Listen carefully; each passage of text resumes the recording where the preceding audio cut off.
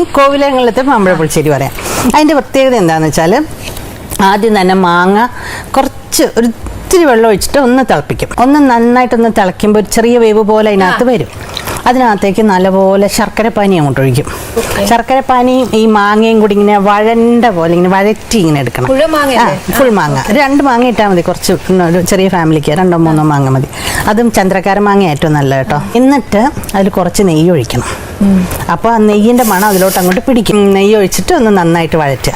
എന്നിട്ട് അതിലേക്ക് വേണം നമ്മൾ കുറച്ച് തേങ്ങ, ഒരു പിടി തേങ്ങ, 4 മാങ്ങയുള്ളെങ്കിൽ ഒരു പിടി തേങ്ങ, കുറച്ച് തൈര്, കുറച്ച് മഞ്ഞൾപ്പൊടി, കുറച്ച് മുളക് പൊടി, ഇത്രയും മാത്രം. ചുമ്മാ ഉള്ളി ഇഞ്ചി ഒന്നും കൊണ്ടിടരുത്. അതിനകത്തോട്ട് ഒഴിക്കുക.